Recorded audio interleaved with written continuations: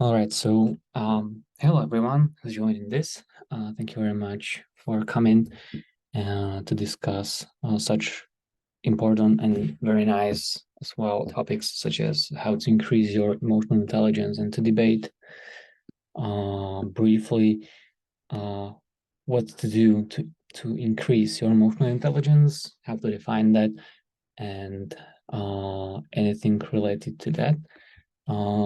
We should have some people joining today. We will see that. I will briefly speak about the event while people are doing, and then we'll get through the content of the lecture. So today we will be discussing this very subject as how to increase our emotional intelligence. We will be getting through questions such as what is the source of understanding of others, as well as how can we recognize the source. Do we all perceive emotions the same way? In the meaning that do we all perceive and also judge emotions the same way as all the or how to differentiate that? How do we understand emotions of others, and what are the tools that we use in order to understand others? I think this topic is very or to discuss through such topic is very helpful to daily lives of any other people in general. So let's get through this. Before that, I will speak about the structure of this event. We've got some parts of this event, such as the invitation. Then we have a brief theory about how to increase our emotional intelligence and most important pillars. And then we have a short little exercise, and afterwards we have the open discussion about the topic. So let me introduce myself. I'm Eric. I am transformational coach. I utilize Jungian analytical psychology in my coaching practice, which is something as if you visit a therapist, you speak through your emotions, your life, how to process that. I do that in manner of coaching in order to get through your challenges and how to handle your future and your goals. To simply state about this, I am briefly doing such workshops in topics such as emotional intelligence. You may watch all of my workshops on my YouTube channel. Anyone who joins, I'll be glad to give you a gift if you hold up to the end of this lecture. So you might want to get through all this lecture. So I'm not sure whether I should wait for anyone. It's absolutely all right, even though I have this event sold out. It might be just happening that no one joins. I'll just speak and get through the session, and I hope you will have a nice experience afterwards. This session is recorded. I will give you, or I'll send the link to all of the invited and to everyone who bought the ticket via email. So what is the most important part, or I would like to state the most important part of this workshop right away. I think the most important part when it comes to increasing your emotional intelligence is to understand how we perceive and judge emotions. And one of the tools our psyches use is via empathy and sympathy. Empathy and sympathy are terms which we will discuss through. I think that we need to make some really important boundaries between what empathy and sympathy is, how it is used via our psyche. It's nothing very complicated. I think everyone should understand this. Let's get right through the first part. So if we put this, or I like to use Jungian analytical psychology or typology to understand these to understand these concepts, and I will use work of Dario Nardi. You may want to check out him. He's a neuroscientist. he works with his very special tool by which he maps human brain and the areas in the human brain, all of these centers, all of these regions are responsible for various cognitive processes. You may want to watch his work. The book is called Neuroscience of Personality. Basically, what typology means that we all have these regions in our mind and in our brain. We just have preference over usage of these regions. So, for example, if you take any of the 16 archetypes, an archetype is just a symbol of a personality. It has a preference of using certain regions in his brain. So, for example, if we take ISTJ, he uses these parts of the brain. If you have an INFJ, INFJs use these parts and these regions of the brain. So it's merely a preference of usage. Still, it is repetitive and it is static. So we may say that it's very orderly thing. It's not something chaotic. So I would like us to have this theory as an pillar that we might look upon, so we are able to navigate this field properly, such as topics as empathy and sympathy. So what exactly does empathy mean, and why I connect that directly with sympathy? Empathy means, or we may start with emotional intelligence. So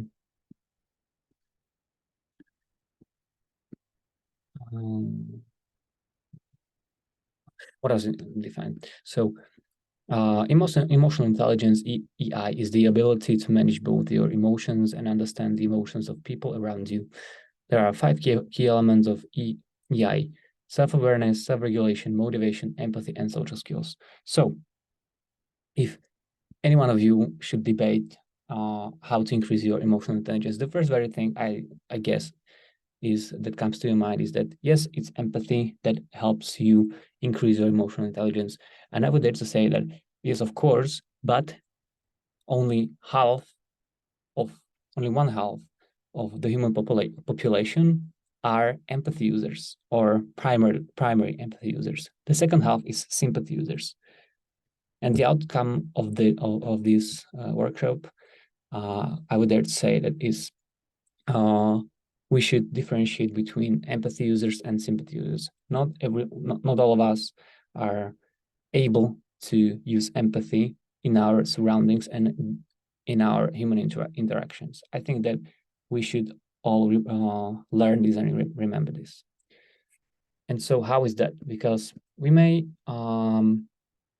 attach either empathy or sympathy to certain cognitive functions based on Jungian analytical psychology, and those are introverted feeling and extroverted feeling. The most important thing about this to mention is that extroverted feeler consume emotions of others. That means that they are not producers of emotions. They take on emotions of others. They don't have their own moral compass, which introverted feelers have. They have the ethics that they navigate the social environment. And on the other hand, there are FI users, or introverted feelers, which are the sources of emotions.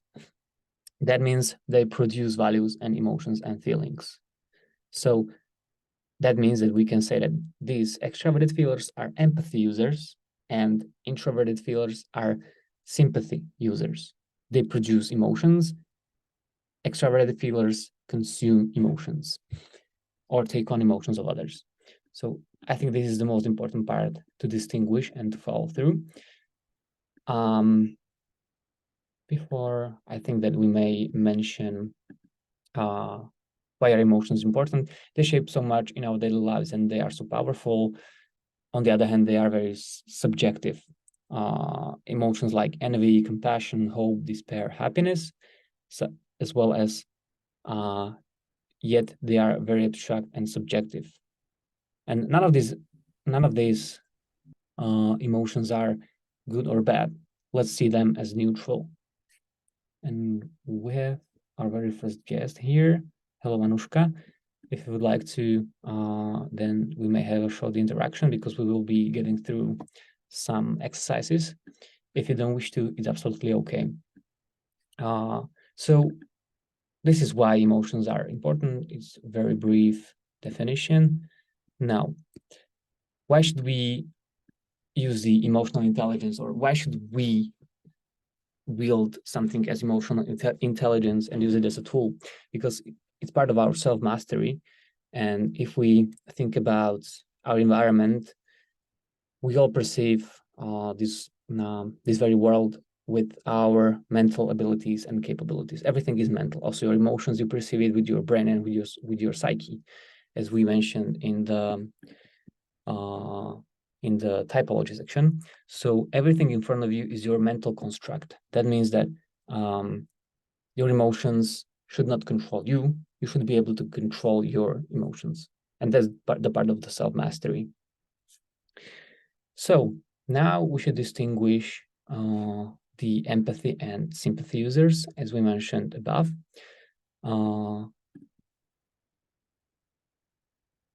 And we should define the empathy as it is. If anyone talks about empathy, I think we would all agree on this, that it's the understanding of others and emotions of others.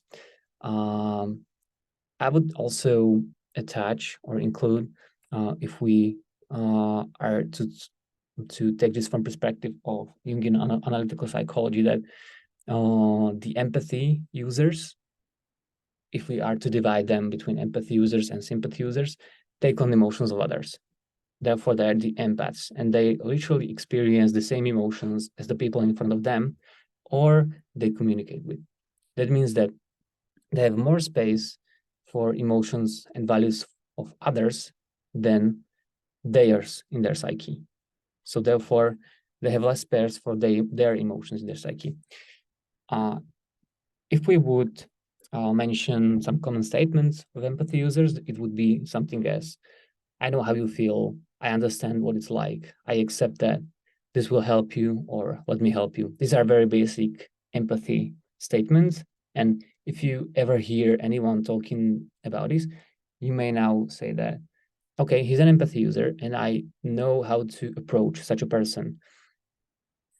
We may also now, they also have common behaviors, such as they are usually the ones who want to help others, or who will naturally come to others and offer their help to them. They also take over the emotions of others, and oftentimes they take it as a responsibility to them to help others feel good if they are in a bad mood. So that's something that's very interesting about them. Their mood changes based on the mood of the people they are around. So this is very interesting. If you had 5 empaths in one room and 1 sympath in the room, these 5 empaths would change their mood according to the mood of the 1 sympath. So this is very interesting to have a point that, because this is basically how our empathy works if we look at it from psychological perspective very closely. And it also means that half of the population are empaths. They are the users of empathy. And the second half does not use empathy, which means that we cannot expect empathetic behavior from people who are not empaths. The second half they are sympaths, and we will mention the typical behavior. But I think this is also very important part of the workshop, that we cannot expect empathetic behavior from all of the people, because only half of the population are empathy users. And we can expect them to learn how to behave the way, how is the empathetic behavior, or to pretend, or to learn how to navigate the mechanics of the empathetic or the empathy skill, or how to say that. And we can learn how the mechanics of the empathy works. I would dare to say that if you expect sympaths to behave like empaths, it sort of violates their psyche. So I think this is very important to remember. And on the other hand, let's define the sympathy users. The sympathy users, as we mentioned in the psychological part, they are the producers of values and emotions. They are the sources of emotions. Values and emotions are emotional feedback based on how they feel and the way things, people, and their circumstances. So they are the ones who provide the emotional feedback to, and who produce the emotional feedback to things. So they don't necessarily have that much space in their psyche to for emotions of other people or other psyches. They have space to understand their emotions and their value systems. So this is very important to distinguish. Common statements of sympathy users would be, I'm sorry for that emotion. I'm sorry for that. So this is the sign of the emotional feedback. They would express, I'm sorry for something, or I feel with you, or I like that, or I like the way you do that. I don't feel good about this. I don't have mood for this today. So it's about mood. So it's about mood, and it's about how they feel about something. Is the emotional feedback. That's the sympathy users. We also have common behaviors. They are constantly waiting out people's, or they are constantly waiting out people, behavior, situations. Is the one who are the measures. They also evaluate, include value into things, searching for the right, best thing based on its value, or which is the highest value. And they also, their mood changes based on their emotional reaction to things, based on their emotional feedback. I mentioned this a couple of times. They will their own moral codex and compass to navigate their environment. So this is very important about this, because empaths, they usually use this ethical codex, while sympaths use the moral codex. Moral is much more subjective, and it's typical thing is that it's their own moral codex which they build. Empaths use this ethical, which is like collective values. Sympaths use individual value systems. And so they wield their own moral codex. Yes, we mentioned this. And typical behavior is that they are the moody ones. They're either easily controlled by their moods, or they have to learn how to control their moods. Or basically, they express themselves by moods, or by basically by their emotions. And this means that the second half of the population are sympathy users. They use their own emotions and subjective value systems, and the other half does not use their own value system. It uses the collective value system, or the collective ethical system. So now I would have a couple of questions. I don't know, because you are the only one, Anushka, admit here. If you would like to participate, I would be very glad. I don't force you. I can walk through this by myself. But if you are able to hear me, and if you are able to participate, I will be very glad. So how about that? All right, never mind. So how do you think would look like the mastery of empathy or sympathy?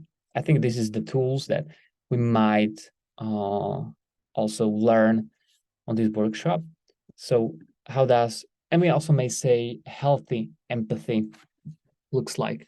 Healthy empathy looks like that you are able to control which feelings of other people you are able to absorb, and which you don't want to absorb, or how they are directly confronting or influencing you. If they influence you too much, you might want to learn how to neutralize the feelings, or how to specifically choose which feeling you want to absorb and which feeling you want to work with. So I think this is for the empathy users, and the master of the sympathy would be learning how to control your mood, or how to choose which mood to use in order to accomplish something.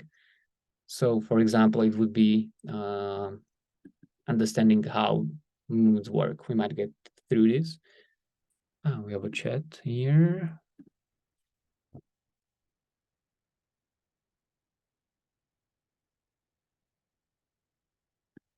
Yes, every it's a situation influencing me.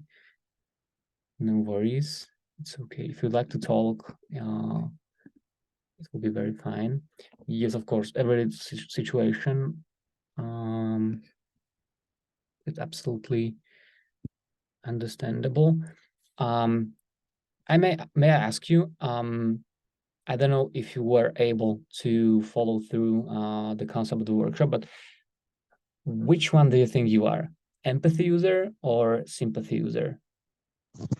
I am high level of empathy. Empathy, all right. Yes. And what do you think is the real challenge for empathy user?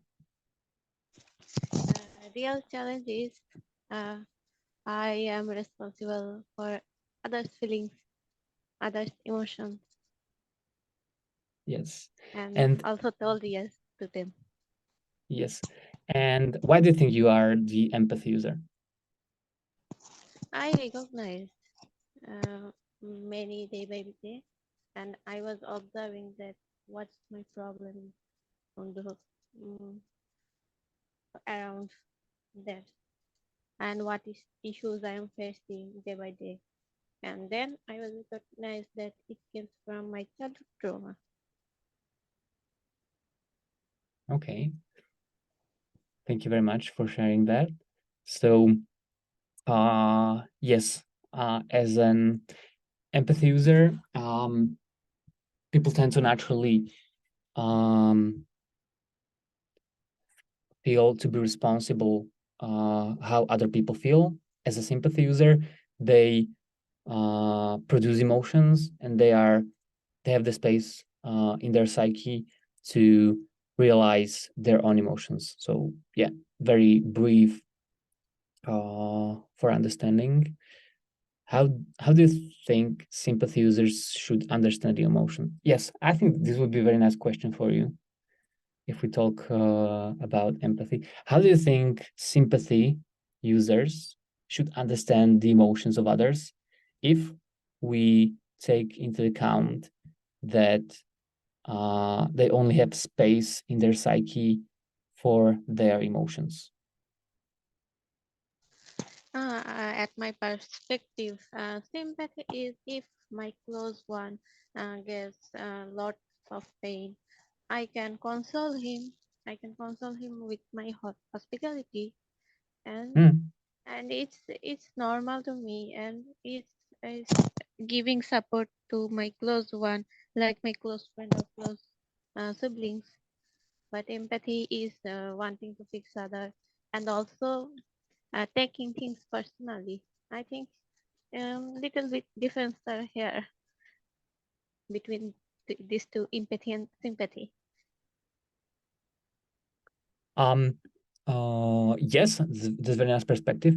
Um, we may also think about, or if you take into account that empathy is that you take on emotions of others, and sympathy would be that you are aware of your own emotions. How would the sympathy user, how would they understand emotions of others if they don't have space in their psyche to understand it? What would you think? I didn't think about that before. It's a new topic. Yes, yes, all I right. can learn from you. Yes, of course, of course. Uh, this is this is a saying that I think sympathy users uses a lot, that you should dress, or you should take on the shoes of the person in front of you, or that um, uh, take on the shoes of the person in front of you, and how would you feel in his shoes. That means that you kind of imagine or reflect how would you feel in that situation if you were on the other side. So this is how we may bring the sympathy user to not exactly think about how to process the other person. It's kind of like a mirror in which they position themselves. So I think this is a very nice way how to distinguish between how empathy users perceive emotions or judge emotions, and how sympathy users are able to grasp what other people feel. Does that make sense? Yes, it makes sense. Okay, so I think we may go through another part, and that is how to distinguish if you are a sympathy user or an empathy user. We have three parts of this exercise, and the very first one is self-observation. And I would like you to think about, if you are open to, that we have already mentioned whether you think if you are empathy or sympathy user. If you would be in the room with a neutral mood, and suddenly your colleague enters who has a bad mood, what would happen to you? I can be triggered emotionally, but I should be calm of that situation and don't react, and also understand that what happened to them and what and which type of. And I think it's all about pain. That's why the mood goes off. So I have to understand that he's going on the difficult situation. So I don't have to take personally, and it's okay to be angry. Yes, yes. Thank you for sharing that. That's very nice. So, by the theory or the material I shared before, empathy user would take on his mood or the mood of the colleague, or adjust the behavior to him based on his mood, or have the tendency to help him increase his mood or make him feel better. A sympath would either be not impacted by his mood or influenced by his mood, or probably would feel sorry for him, as you said, or your mood would probably change, but it would be an emotional feedback to his mood. But you would not take over his mood. So I personally think that you are the sympathy user. I try to be sympathetic. But as I know that I am a highly sensitive person, so it's so hard to be calm. But I'm trying. It's all Yes, about practicing. I try to yes, of course, practice. of course. So this is one very nice example of how to understand or how to make the self-observation if we are either sympathy or empathy user. On the other hand, sometimes the self-observation might be a little tricky, because we might Yes, see. I have one point that it's Mhm. I at my perspective it's tricky when I am in surrounding of narcissistic. So it's so hard to become when narcissistic person on my environment is present. It's hard for you. Narcissistic always, yes, it's hard for me, or cause narcissistic person's intention is to uh, get back reaction and and get back trigger. for their satisfy. I Ah, have okay. a narcissistic relationship, and I was on the past, so I have experienced that.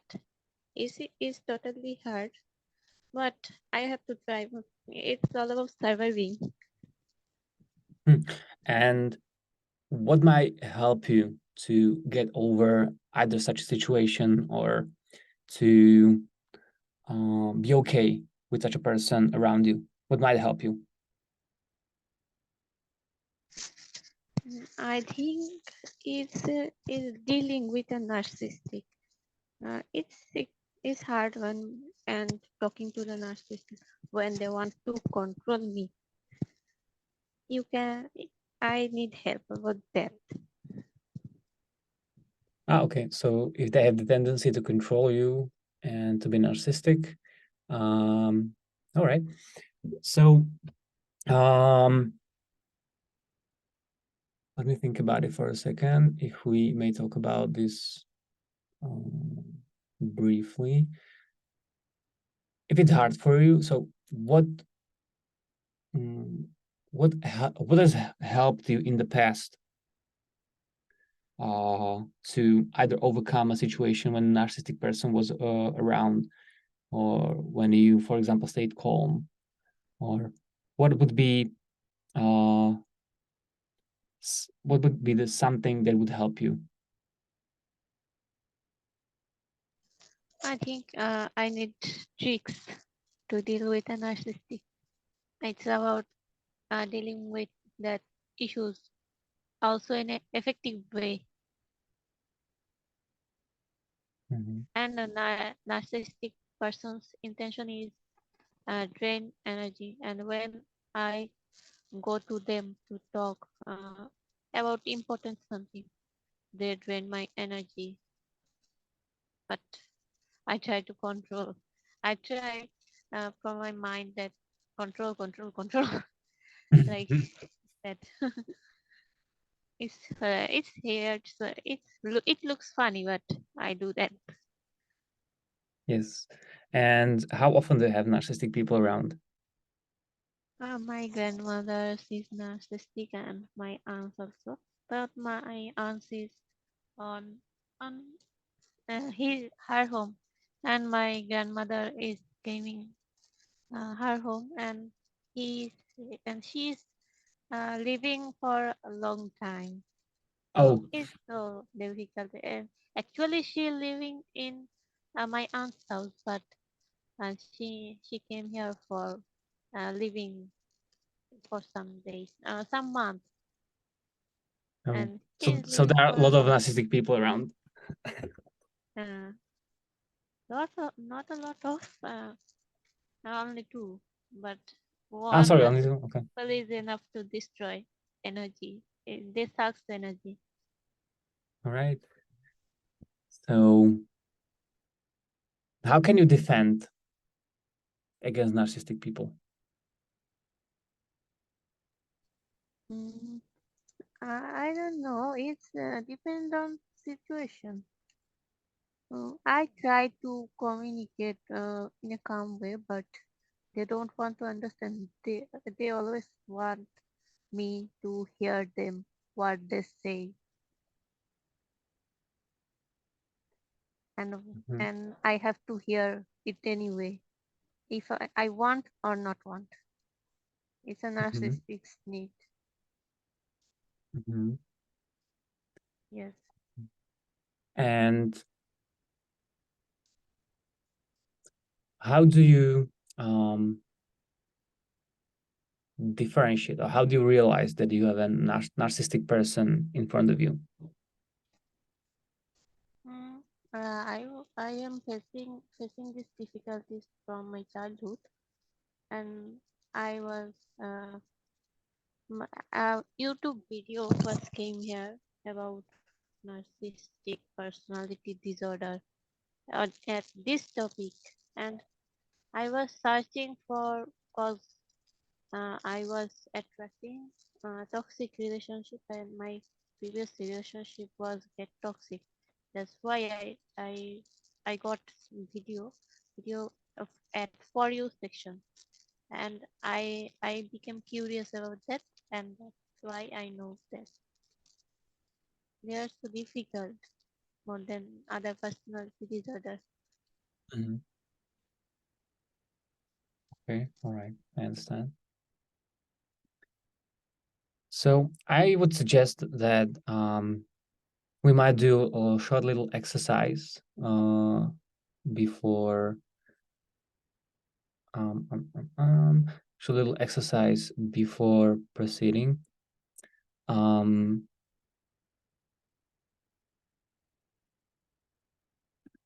or before we should get through this material at first. So, what do you feel if you have narcissistic person in front of you? As they want to put me down and want to make unmotivated, I feel down, and I have limiting beliefs that I am not good enough.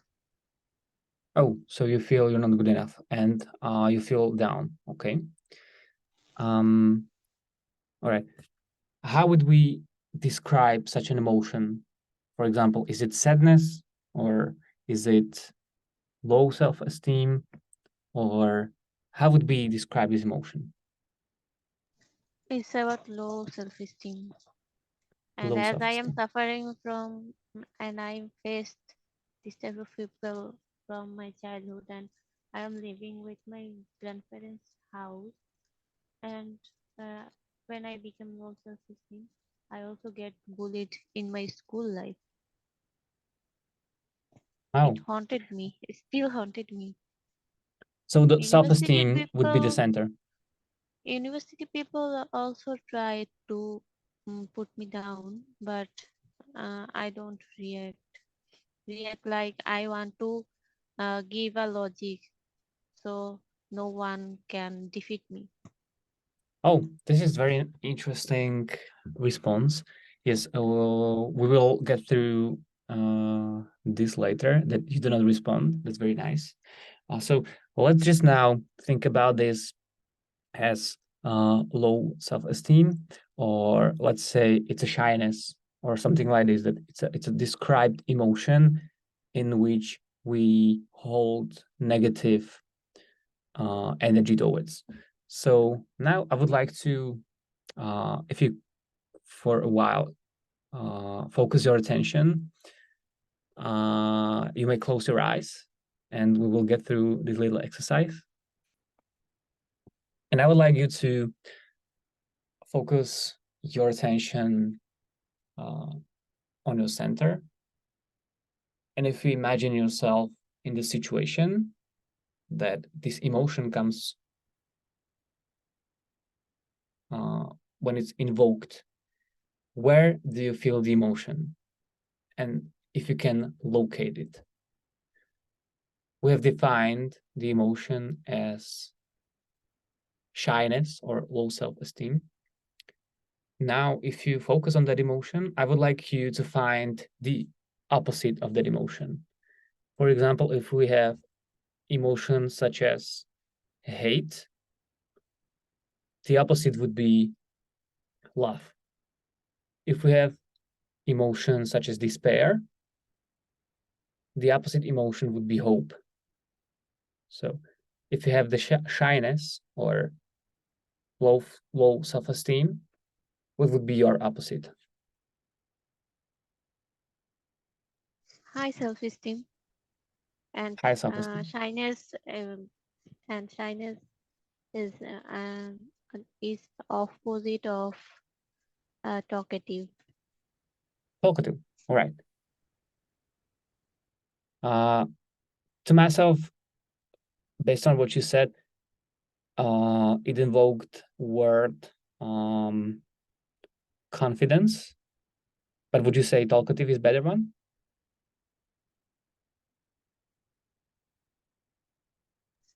Yes, confidence is better. Confidence is nice. All right. So let's say you have the confidence. Now, here is the magic. Uh, imagine yourself uh, that you are between these two emotions. Which one makes you feel that you are a little bit, double quotes, higher, and which one makes you feel that you are lower or that you are smaller? Which one makes you feel that you are higher or taller? Are we able to distinguish that?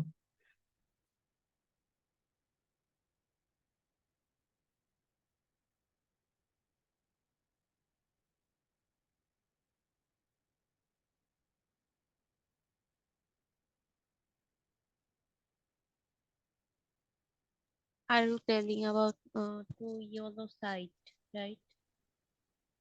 Sorry, I didn't hear you.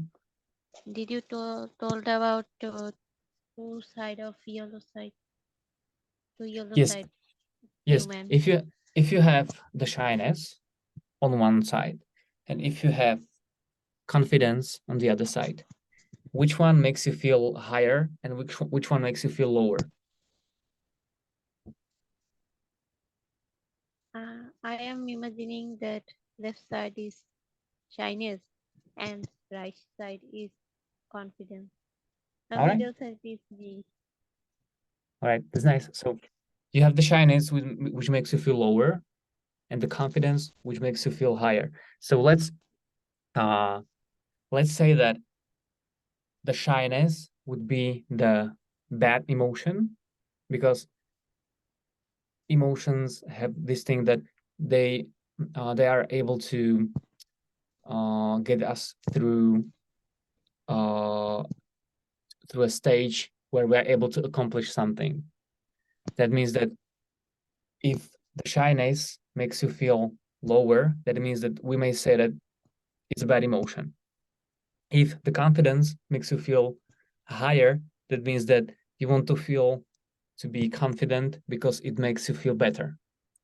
So think about shyness and confidence as the same thing, but they are opposites of the same whole, or on the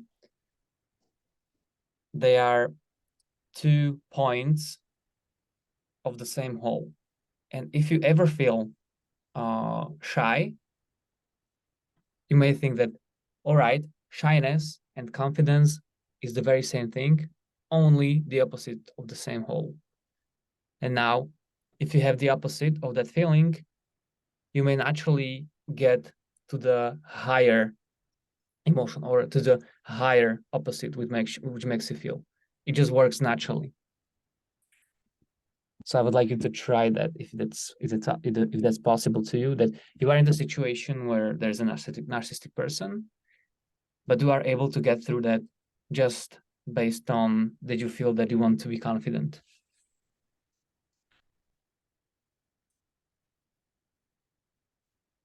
Yes. All right. All right. So this is just the concept that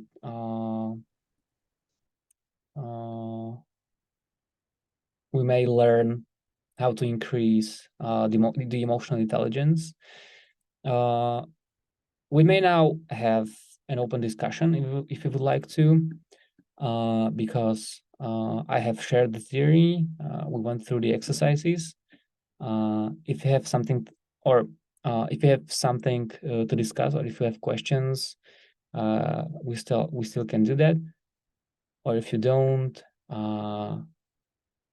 we have arrived at the end of this session. So what would you say? Let's discuss about that there. How to increase emotional intelligence is the main point. Yes. So as we mentioned previously, the emotional intelligence is based on, or the primary point about emotional intelligence is whether we are the empathy or sympathy users. We have um, uh, we have found out that you use or you have the emotion that you have the most challenge in your life, or that is most challenging in your life, and that would be the shyness or the confidence which comes from the narcissistic people when they are around you.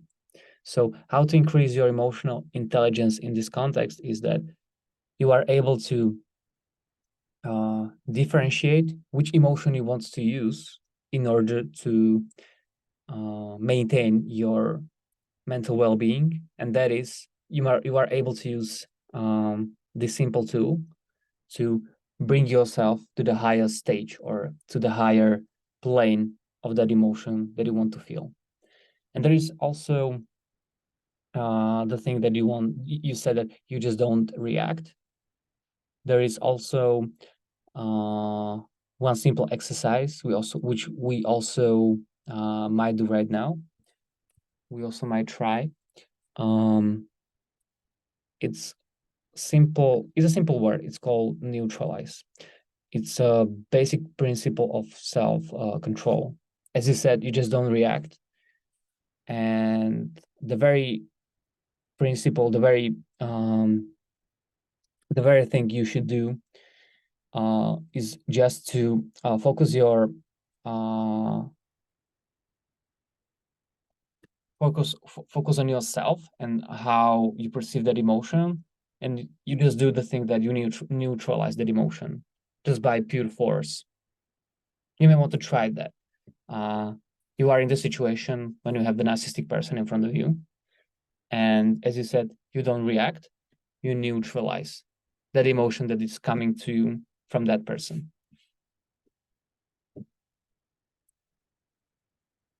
You may also do something that supplements the neutralization, such as you take a deep breath, or what I do is that I imagine a hand in my mind and I just do a gesture like this, and that means to me that I neutralize that emotion within me.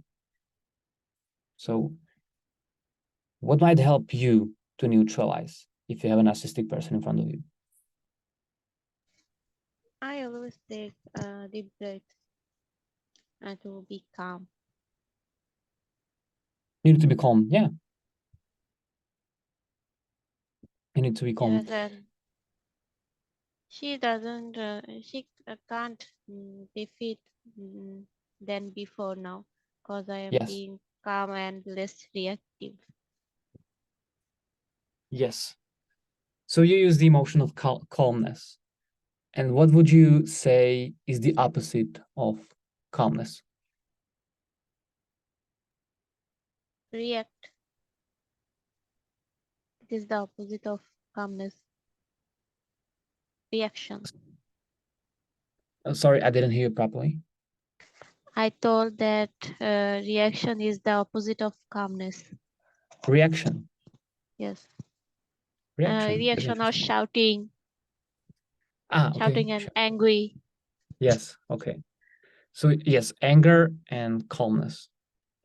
So you basically use this very principle of neutralization that, or we may also add this exercise to your situation, that you do not react, you neutralize, and then you hold yourself to calmness. So you basically do this thing, or we humans who are able to uh, uh, have the self-control of ourselves, we naturally do this thing that we neutralize and hold ourselves to emotion which we want to.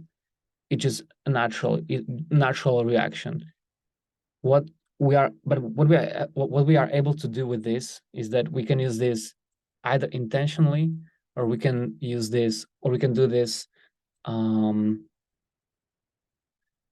consciously in any situation, such as if you said I'm a narcissistic person, but we can also use this in any work situation, in romantic relationships. This very simple exercise in which you search the emotion you want to have, and which is the opposite of that emotion you are experiencing right now. This is a very simple exercise, and I think that this is something that if you are either empathy or sympathy user, you are able to do this exercise by your natural human nature, and still it increases your emotional intelligence. Does that make sense? Yeah, it's a good idea. All right. So I hope you remind, or you next time that you will meet a narcissistic person, that you will have the opportunity to try that. All right. The opportunity is easy because a narcissistic person is surrounding my home. I will get the opportunity regularly. Oh, yeah. So fingers crossed. Yes. All right. So thank you very much for your participation. We are at the end of this workshop. It was very nice to talk to you, and you haven't been able to be on the first part of the workshop, but I mentioned that if there is anyone who holds up to the end, I would give him a little gift. So if you would like to, we may have a free coaching session together. If that's something that would interest you, we may reach ourselves by email or any text message. And it's a 1.5 hour coaching session on which we may discuss either something as this, or what is the root of the narcissistic, or what is the root of the narcissistic behavior, or why does it affect you. So if you would like to, that would be a gift for your participation. Okay, I will reach out. I would be very grateful. So thank you very much. We are at the end. Thanks for the participation, and I will also send a recording of this session on the emails that you have attached. And I hope that this workshop will contribute to increasement of your emotional intelligence. Thank you very much. Yeah, it's my pleasure. Thank you, and have a nice day or evening. I'm having 7 p.m. So, so bye.